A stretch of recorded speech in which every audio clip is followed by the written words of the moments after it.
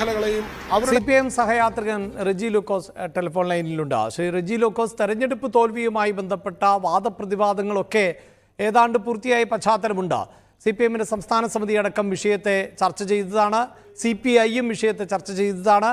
അപ്പോഴെല്ലാം ഉയർന്നു വന്നിട്ടുള്ള പൊതുവായ ചില വിമർശനങ്ങൾ ഉണ്ടായിരുന്നു. മുഖ്യമന്ത്രിയുടെ ശൈലി മാറ്റണം, ഭരണവിരുദ്ധ വികാരം ഉണ്ട്, മുഖ്യമന്ത്രി വിരോധം അല്ലെങ്കിൽ മുഖ്യമന്ത്രിക്ക് വിരുദ്ധമായ ഒരു നിലപാട് ജനങ്ങൾക്കിടയിലുണ്ട്.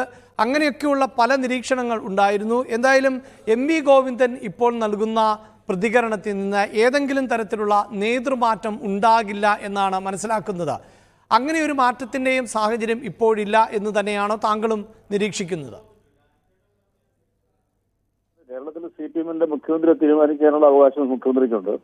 കേരളത്തിലെ CPM എന്നുള്ള രാഷ്ട്രീയ പ്രസ്ഥാനത്തിന് LDFിനെ 2016 ശേഷം 2021 തുടർച്ചയായിട്ട് ഭരണത്തിൽ അധിക സീറ്റുകളോട് നൽകിയത് കേരളത്തിലെ ജനങ്ങളാണ്. അപ്പൊ കേരളത്തിലെ ജനങ്ങളുടെ അംഗീകാരം കേരളത്തിലെ ഇടതുപക്ഷ ജനാധിപത്യ മുന്നണിക്കും പ്രത്യേകിച്ച് CPM എന്ന് പറയുന്ന പാർട്ടിക്കും ഉണ്ട്.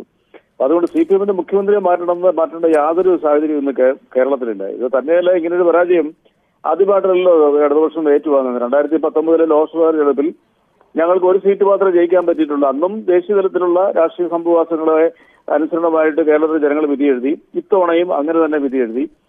BJPക്ക് ഒരു ബദൽ സർക്കാർ ഉണ്ടാക്കാനുള്ള നീക്കത്തിന് കോൺഗ്രസ് രാഷ്ട്രീയ പ്രസ്ഥാനത്തിനാണ് വോട്ട് നൽകേണ്ടതെന്നുള്ള ധാരണയിൽ ജനങ്ങൾ അങ്ങനെ വോട്ട് ചെയ്തു. ഇതിനു മുമ്പ് വോട്ട് ചെയ്തിട്ടുണ്ട്. 1977 അടിയന്തരാവസ്ഥയ്ക്ക് ശേഷം നടന്ന തെരഞ്ഞെടുപ്പിൽ ഞങ്ങൾക്ക് ഒരൊറ്റ സീറ്റ് പോലും കിട്ടിയിട്ടില്ല.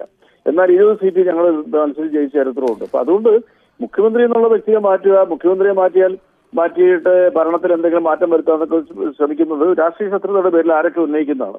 നിങ്ങളിപ്പോ ഇവിടെ CPIയെ കുറിച്ച് പറഞ്ഞു. CPIയുടെ മന്ത്രിമാരെ തീരുമാനിക്കാനുള്ള അവകാശം ഒരിക്കലും CPM ഏറ്റെടുക്കാറില്ല. അത് ആ പാർട്ടിയുടെ സ്വതന്ത്രമായിട്ടുള്ള അവകാശമാണ്. അതുപോലെയാണ് ഓരോ ഘടകകക്ഷിയുടെയും.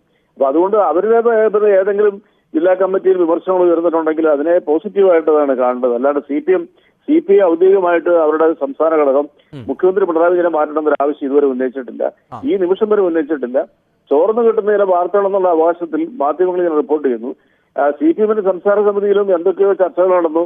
അതെന്താണെന്നുള്ളത് പൂർണ്ണമായിട്ടും ബഹുമാനപ്പെട്ട MV ഗോവിന്ദൻ അന്ന് വൈകുന്നേരം 2:30 ന്യൂസ് 18 ചാനൽ സഹിതം ടെലികാസ്റ്റ് ചെയ്ത അദ്ദേഹത്തിന്റെ 3 ദിവസത്തെ സംസ്ഥാന സമിതിയുടെയും 2 ദിവസത്തെ സെക്രട്ടേറിയറ്റിന്റെയും തീരുമാനങ്ങൾ എന്താണെന്ന് അദ്ദേഹം മാധ്യമങ്ങളോട് പറഞ്ഞു. അതാണ് ആധികാരികമായിട്ടുള്ള അതേസമയം തന്നെ അദ്ദേഹം MV ജയരാജന്റെ കൂടിക്കാഴ്ചയുമായി ബന്ധപ്പെട്ടും പറയുന്നുണ്ട്. അത്തരം കാര്യങ്ങൾ ഗൗരവത്തോടെ പരിശോധിക്കണമെന്നും കൂടി അദ്ദേഹം പറഞ്ഞു വെക്കുന്നുണ്ട്.